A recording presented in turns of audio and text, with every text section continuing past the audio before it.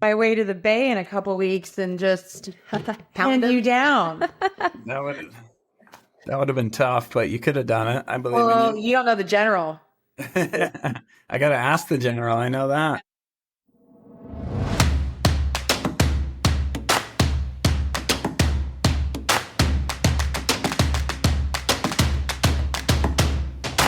Welcome to the Now podcast, Making Moves in Real Estate. This is episode 36. Yeah. Today's guest has been a licensed real estate agent since 2017 and obtained his broker's license last year in 2023. So he's born and raised in Livermore, California, a dedicated husband, super proud dad to their 8-year-old daughter, and leads a very successful team of 4 agents. With a hands-on approach, he guides his clients through buying, selling, or investing using his expansive network to ensure success. So he's got 2 dogs, Gizmo and Cashew. Life's always exciting. And let's go ahead and dive into Jake's journey. Jake Fahnhorst, did I say that correctly? You got it. Fahnhorst. Yeah. Nice. You got it. Good Welcome. job. Thank you very much. Thank you for having me. Really appreciate it. Thanks for taking the time.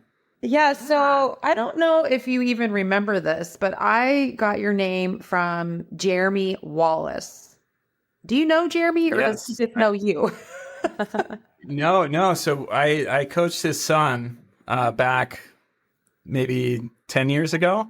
No, maybe eight years ago. Golf. Coached him in golf. Oh. And actually, I helped Jeremy sell their house this year.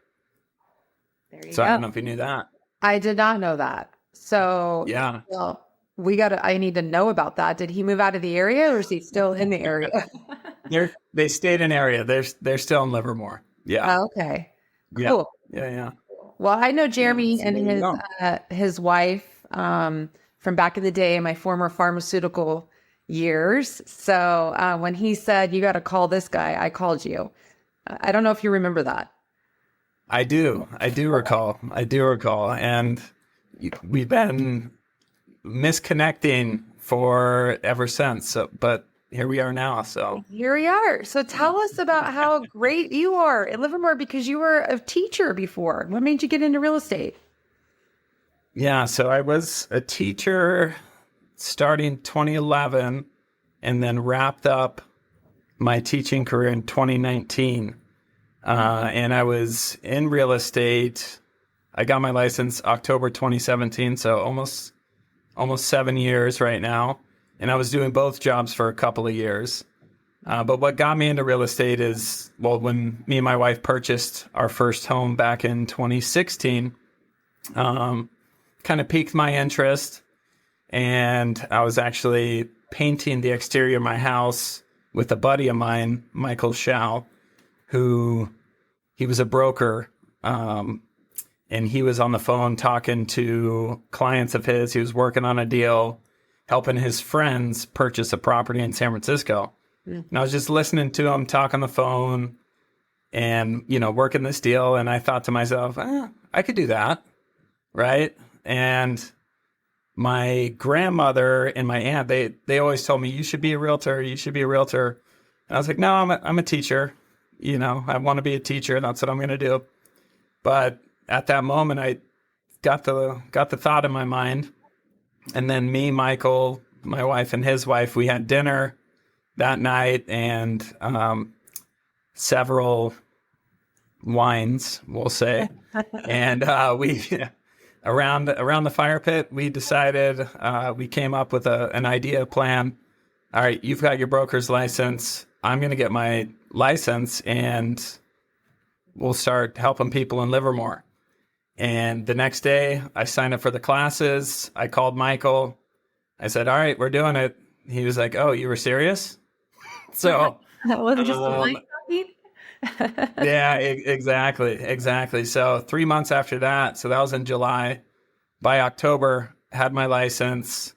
By the new year, Michael Schau, my good buddy Michael, started MH Real Estate Company.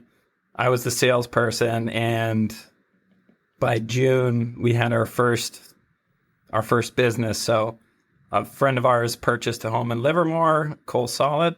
Thank you for getting me started here. And he actually joined my team later and he's back in the tech field. But anyway, so that was kind of how it started. And then I was doing both jobs for a couple of years, got to a point where, doing real estate, doing coaching, teaching, new dad. It got too busy to the point to where I had to make a decision on going full-time real estate. So bet on myself, got the wife on board, and she said, all right, you've got my permission. You could go all in on real estate. And 2019, June 2019 was my last time full-time in the classroom. And then pandemic hit. And it was crazy because I had some escrows going and then they all canceled. Mm-hmm. And it was like, what's going on now? I don't have a guaranteed paycheck coming but as we know what happened in real estate during pandemic, it all worked out in the end. Can we sit on that for a second in regards to you overlapping careers? Because there's a lot of agents that do that, right? They're scared to make that leap of faith and quit whatever their full-time job is and get full-time into real estate. We have a few people I can think of on a team of someone that we work with down in the Fresno market. We're meeting with someone today. And we're meeting with someone today in the same boat, has a tech job and would love to do full-time real estate, but they're hesitant to leave a paycheck that they know is coming.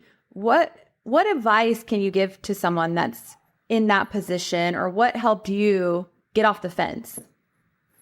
Yeah. So I looked at it like I had 2 full-time jobs. I didn't look at it as I was a full-time teacher, a part-time realtor. I was like, I'm all in both areas, and I'm going to do my absolute best in education as well as, in the area of real estate. So that was the mindset, right? So if anybody said, oh, you're part-time, no, I'm not. Mm-hmm. I have another job, but I'm still like, I could service you. I could serve you, help you as a client, just as good as any other realtor, right? So that was the mindset, but also from a financial perspective, I didn't go full time until my wife was convinced, right? But once we had reserves enough to be like, all right, if the world ended or if everything stopped, no sales happened for a year, we'd be okay, kind of thing. But got to a point in the business where I was, I had escrows and then I had a pipeline, and it made sense to make that full-time leap into the business. So it was tough leaving my career as an educator, because it was what I did for a decade, and it was part of my identity, right? It was my brand, right? If you look at it from that perspective. So that wasn't an easy decision, because you tell somebody you're going to do something, go a different direction. Everybody has their opinions, mm-hmm. right? Like, why would you do that? You're such a great teacher and X, Y, Z. But ultimately, like I said, bet on myself. And I always had an entrepreneurial bone that I wanted to utilize. So it worked out how it was supposed to work out. Yeah. So advice would be have some reserves, right? Because we're in sales. Mm-hmm. So if you're not making sales, then you don't have a paycheck, right? So you got to live. So have reserves, but have the mindset of, I could serve you as a client just as good as any other full-time realtor, right? You just have to time block, right? So I couldn't be out showing properties or meeting with clients from, 8 a.m. till 3:30 or whatever, but I could meet you at 3:31, right? I could have that phone call on my lunch break at school or whatever. So just time blocking, utilizing your calendar, and having the mindset of, I could serve just as well as any other agent. But at right now, being a full-time agent, I feel like I could serve my client. I'm available all the time, right? But that was the mindset for sure. Okay. So speaking of serving your clients, you have community-driven, service-focused everywhere. I've noticed on your signs, on your social media, you speak it. So I suspect a significant part of your business comes from your referral network and your ability to live by that. Essentially, that's your mission, I'm guessing. Yeah, it's kind of the slogan, right? The mission is to expertly serve our clients with care, compassion, and consistency. That's technically the mission statement, but my personal mission statement is to be a plus in the lives of others. So community-driven, service-focused, that's the tagline. So community it's what keeps us going, right? It's our long-term fuel for, my life and our business, right? So we have a saying, it's people helping people, PHP. So that's as simple as the community driven. We're here to help people in whatever capacity we can. And service focused, above and beyond is the standard. That's our other kind of our vision statement. So community driven, service focused. It kind of rolls off the tongue a little bit, right? Yeah. And you have a team now. So you were on your own for a few years. When did you start your team? So technically, Ken Quimby, he's been with me from the beginning with MH Real Estate. So I was with MH Real Estate 2017 October, and then November 2019 made the transition to Keller Williams Tri-Valley. But started the team technically in probably September 2019 with me and Ken. And then once we shifted to Keller Williams, started the brand of the Jake Fahnhorst team.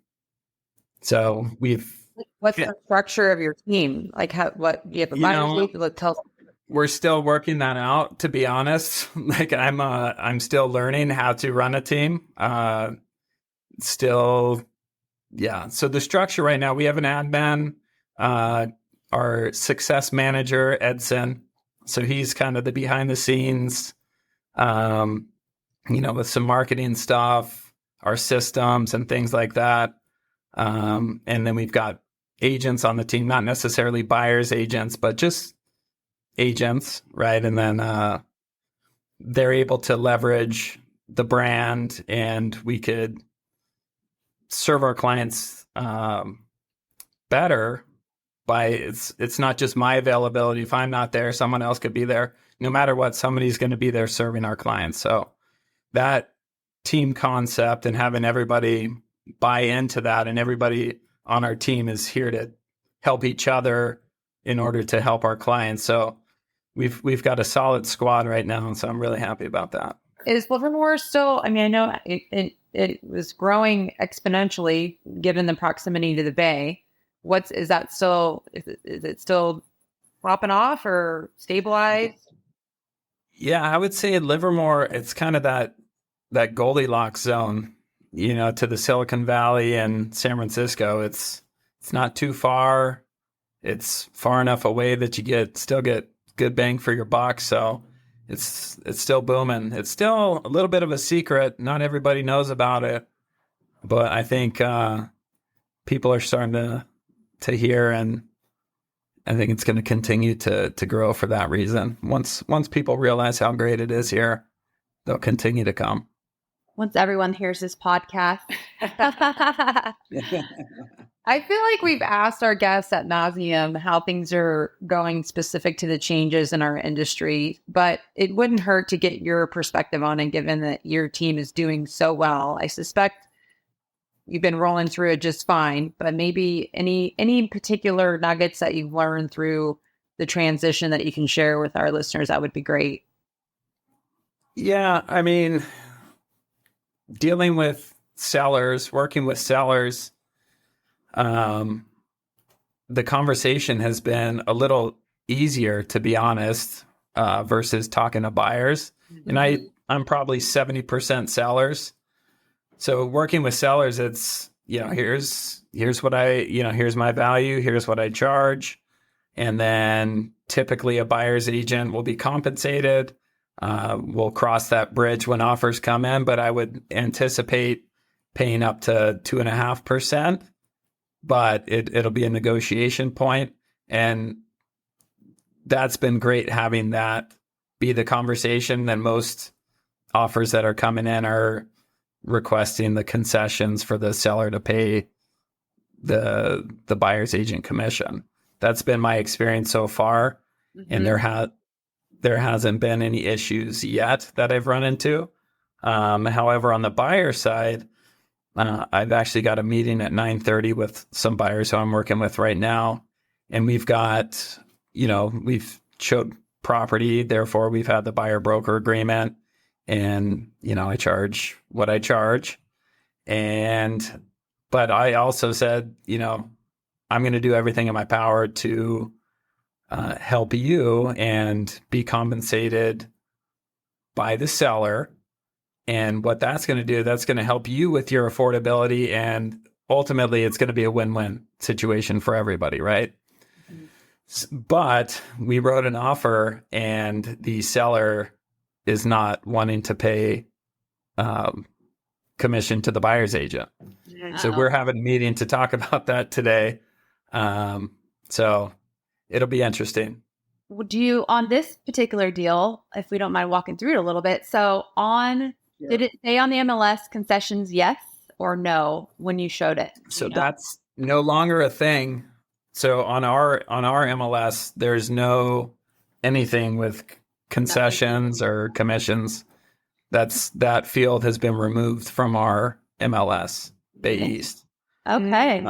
Ours still has a yes or no. Obviously doesn't reference amounts. Did the listing agent, are you guys having conversations with the listing agents prior to showing to get a feel, or are you just rolling and then hoping to negotiate after the fact?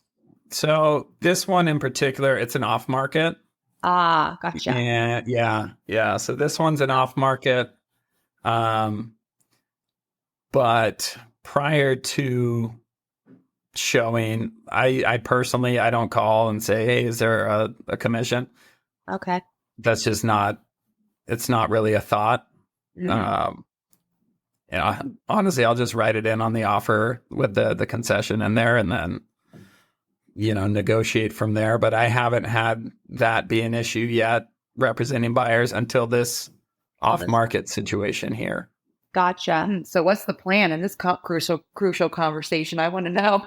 Yeah. So we had, a consultation, a buyer consultation, and basically where I said, look, I'm here to help you, and I want to, whatever way I could help, and I'm going to get paid from the seller.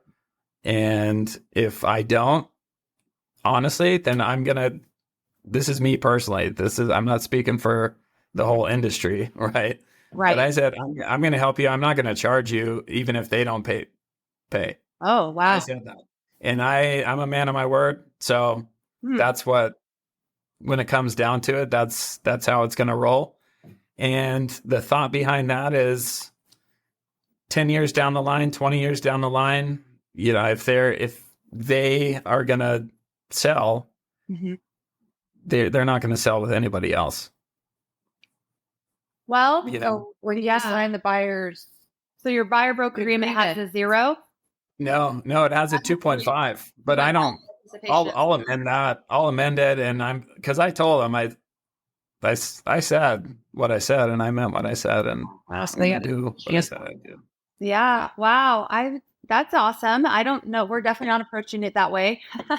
If anything, actually, I'd say we're in our markets maybe different, but I'm coaching my team to actually try to pre-negotiate before you even go look at a home, and try to, negotiate what we could get in anticipation prior to, especially with our first-time home buyers in our market. That price point's, $350,000 to $400,000. So they don't have a lot of just because the law changed, they don't have an extra 10 grand to throw down to pay us. So I guess in our mind, it's important to know that we will be able to get compensated, and it will be based off of how good our negotiation skills are from the seller to help protect our buyers from having to pay us. Because on the flip side, I think our time is valuable, and our the expertise in our market. So we definitely don't want to sell ourselves short. So we're kind of approaching it a little different than you. And that's why we like having these conversations, because right now it's like the wild, wild west, and it's different for everybody in every market. So it's kind of neat to hear, different strategies. For sure. And like, I'm in business. We're in business. We don't like to work for no compensation. Right. But at the same time, in this instance, that this is what is happening. And they might. Great, I'm going to pay you, Jake. You're amazing. I think he's confident in his ability to get the seller to pay something. The seller already said no. Well, but they're going to negotiate, right? No, he's talking to his buyer. So negotiating with the seller is still not. It's not off the table. So we're in negotiations currently. Right now, we're not in contract at the moment.